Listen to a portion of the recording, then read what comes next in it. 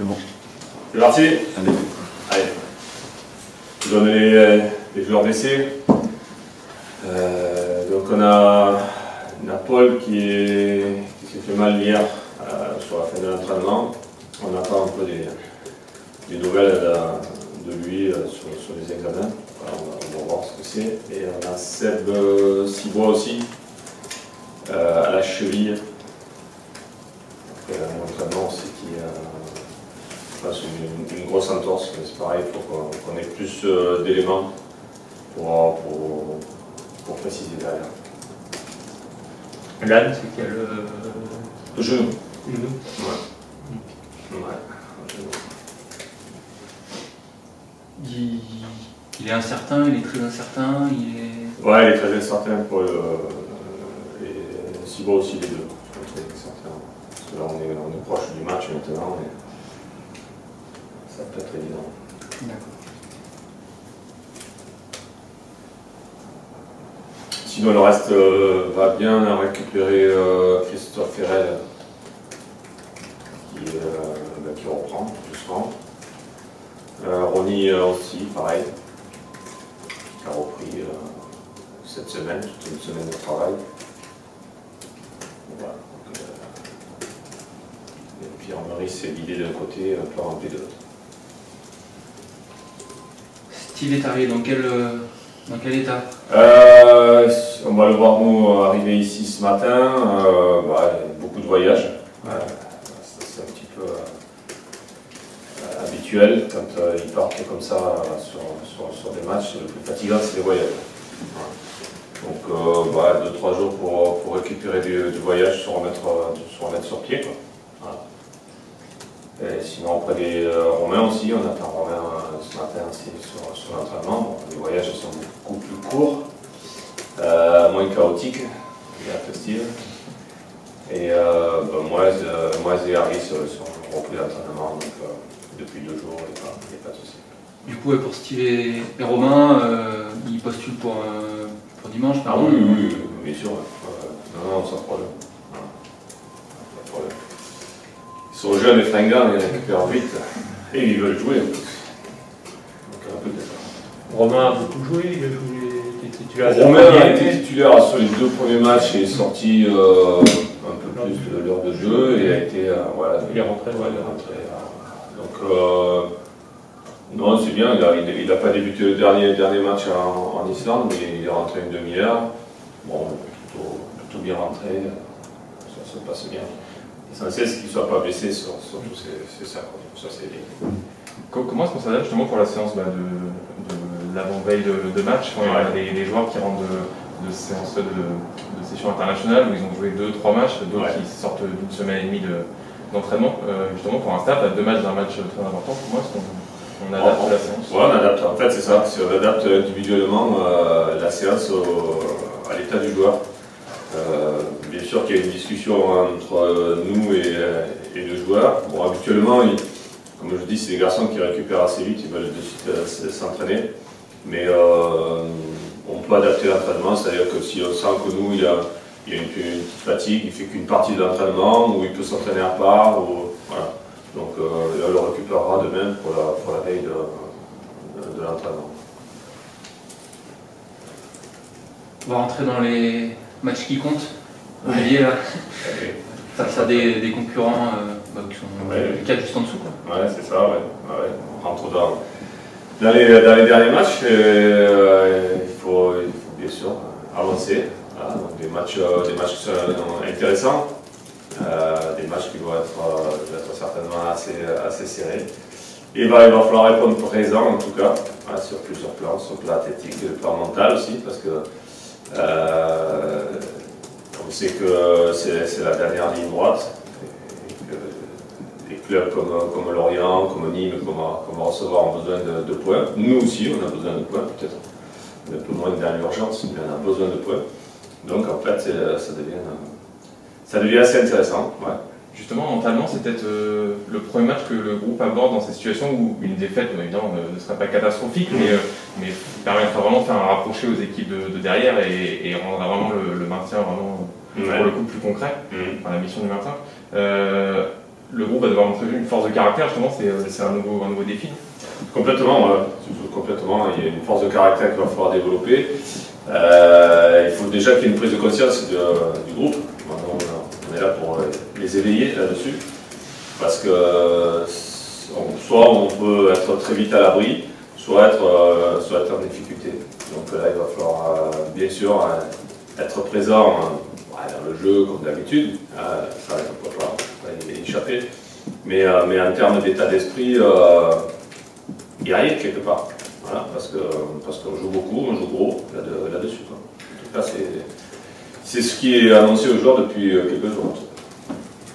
De fait, est-ce que le fond, le résultat, les points sera plus important que la forme, le jeu, la manière? Le résultat est important, oui, effectivement. Après, je pense que nous, toutes les équipes travaillent pour avoir des résultats. Donc, et obligatoirement, le fond aussi reste important. On ne va pas dire, là, il y a juste le résultat, il faut qu'on ait un résultat. Voilà, qu'est-ce qu'on fait? On fait que défendre. Voilà, c'est pas non plus la solution. Bien sûr qu'on va défendre, bien sûr qu'on va chercher, comme d'habitude, les mêmes mots, l'équilibre, etc. Mais effectivement, aussi, les résultats, les points nous sont nécessaires aujourd'hui. Donc, obligatoirement, il va falloir que l'on avance là-dessus. Mais c'est surtout, moi, j'appuie surtout sur ce qu'on vient de parler d'avant, c'est sur l'état d'esprit. C'est surtout ça qui est important. Savoir qu'on n'est pas mal placé, mais qu'on peut être vite en danger, et qu'il n'y a pas urgence, mais qu'il va falloir être fort, guerrier et conquérant, et savoir protéger son but, et être capable de marquer, mais voilà, il va falloir une vraie force d'équipe. Pour une équipe qui était relativement tranquille globalement, enfin, en tout cas comptablement jusqu'ici, est-ce que c'est pas ça pour vous le plus dur dans la mesure où celles de derrière elles sont conditionnées depuis plusieurs semaines déjà à se bagarrer? Oui, tout à fait, c'est vrai que les équipes de derrière sont conditionnées à ça, quoi. Alors pas toutes, parce que peut-être que Saint-Etienne, Strasbourg, elles n'étaient pas prévues à ce classement-là. Et nous, on est Brest aussi. On a été à un moment donné aussi dans la saison un peu en difficulté. On s'en est extrait. On n'est pas monté très haut, on est toujours juste sur la ligne de flottaison. Mais je ne pense pas non plus que ce soit mis dans une position de confort. Voilà. On sait qu'on doit avancer constamment, que chaque point pris est important. On sait aussi que on doit lutter, alors peut-être que ça sera réglé rapidement pour le maintien, mais on est quand même conditionné depuis le début de saison à savoir que voilà, ça va durer au moins les 3/4 de la saison. Donc dans nos têtes, on n'est pas aussi près. Peut-être un peu moins que certains qui sont en bas depuis un bout de temps et qui font des résultats, parce que derrière ça avance. Mais nous, on est quand même, voilà, on sait qui on est, quoi. Concrètement, pendant le match, ça veut dire aussi savoir peut-être faire preuve encore un peu plus de pragmatisme sur des ballons chauds dans les 30 mètres, dans les 30 derniers mètres, pas tergiverser, pas donner de munitions inutiles. C'est ça, ouais, c'est ça. Il va savoir avoir une sorte de lucidité là-dessus, quoi. Une sorte d'intelligence aussi, hein. C'est de l'intelligence, c'est-à-dire on doit protéger notre but. Parce que sur le match de Lorient, si on ramène des points, même sur un match nul, pour nous c'est intéressant, beaucoup plus que Lorient qui doit gagner. Est-ce qu'en ça, le match de Marseille, ça n'a pas été la goutte d'eau? On l'a vu contre Angers, voilà, on a moins cherché à gagner à tout prix. On a l'impression que sur le match à Marseille, ça a été une plaie ouverte encore qui a saoulé tout le monde, quoi, de ne pas avoir su tenir le résultat. Ah bah oui, mais ça c'est un peu notre péché mignon quand même, nous, de ne pas tenir les résultats. Et c'est pas faute d'en avoir parlé. Mais en fait, on s'aperçoit qu'une sorte de déconcentration chez nous qui évite que l'on paye cher. Voilà. Et il y a dans ce manque de maturité que l'on a, la notion de danger chez nous, elle n'est pas assez élevée en fait. Et donc, on est plutôt une équipe très optimiste. C'est-à-dire qu'on ne voit pas que peut-être mon coéquipier peut perdre le ballon et qu'il faudrait que je le protège. Non, on pense qu'il va gagner le duel. Donc on est très optimiste. Et mais en fait, quand il se passe quelque chose de moins bien, comme on perd un duel, etc., on n'est pas prêt à ça. Mais est-ce qu'en salle match à Marseille, enfin, peut-être que je me trompe, mais Ouais. on a senti après que ça avait profondément agacé, mais les joueurs y compris, quoi, que Ça les agace, mais j'ai besoin de moi de voir du concret derrière. Après. Je comprends que ça les agace, moi aussi ça m'agaçait profondément. Mais contre Angers, voilà, il y a eu moins cette tentation peut-être de prendre trop de risques par moment. Oui, parce qu'on on paye cher quand même, ces erreurs. Et on va voir si on a appris, quoi. Voilà. Alors à Angers, on prend pas de but. Mais on s'est mis, par exemple sur la première mi-temps, on s'est mis aussi en danger parce que quand nous on analyse le match, c'est peut-être pas flagrant en direct comme ça, mais on a bien vu qu'il y avait parfois du laisser-aller, de l'optimisme. Voilà, donc non mais ça va aller, non c'est pas la peine que j'y aille, ça va aller. C'est ce qu'on montre aux joueurs. Voilà, aujourd'hui c'est ça. Dire non, c'est l'état d'esprit défensif, de protéger son but, c'est autre chose sur le haut niveau. C'est beaucoup plus d'investissement de votre part, de concentration, d'intelligence, d'esprit collectif. Voilà. Alors après, ça prend du temps tout ça. Comme je dis souvent, il faut que ça aille vite maintenant. Voilà. On va voir, c'est un défi pour nous. Sur tous ces aspects-là, est-ce que simplement le fait que ça soit un derby, ça peut aider justement à avoir cet esprit guerrier un peu plus, ou pas du tout? Je ne sais pas trop. Bien sûr, il y a cette notion de derby, mais il n'y a pas de spectateurs non plus. Il n'y a pas cette ambiance autour. Moi, j'aimerais que ce soit comme ça, mais je ne suis pas sûr. En fait. Vous allez jouer sur le terrain d'une équipe qui joue très bas, qui laisse volontiers le ballon à l'adversaire. Comment on aborde ça? Non, pas le choix. On prend le ballon, on joue son jeu. Prendre le ballon, oui. On prendra le ballon, bien sûr. Ouais.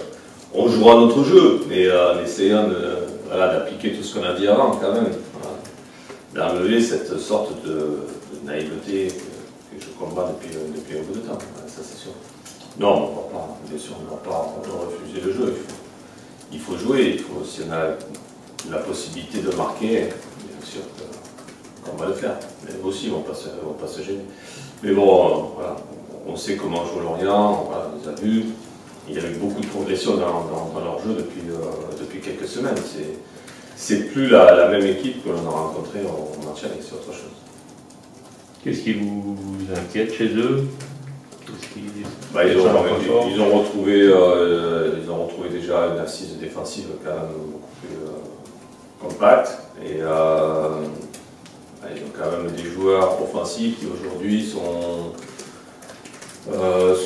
mieux incorporés dans l'équipe. Voilà, il y a certains qui ont eu du temps du mal, je pense, à arriver parce qu'ils sont arrivés tard, ma fille, Gardich, etc. Et c'est des garçons qui maintenant se sont mis en route, certains se sont révélés comme l'orienté sur ses buts, sur ses coups francs, etc. Donc obligatoirement l'équipe s'est améliorée, un peu dans tous les secteurs. Et quand ça s'améliore comme ça et qu'il y a des résultats, il y a la confiance qui vient en plus se rajouter. Voilà. Une équipe là aujourd'hui, une bonne équipe qui est sur des résultats positifs depuis un bout de temps. Est-ce qu'on alerte quand on voit la réussite d'un l'orienté sur coup franc, est-ce qu'on alerte les joueurs sur l'obligation de ne pas faire trop de fautes? On alerte, ouais. Et ça, on alerte. On est des lanceurs d'alerte. Mais après. Au-delà, même à 40 mètres, du coup. Oui, on alerte tout. Vous savez, on passe beaucoup de temps à étudier notre équipe, l'équipe adverse, les messages qu'on doit faire passer, les montres, les découpes, les analyses. Bien sûr, toutes les équipes font ça. Après, là où nous on ne peut plus intervenir, c'est quand il y a le match, c'est le terrain. Voilà. Bonne journée. Une dernière.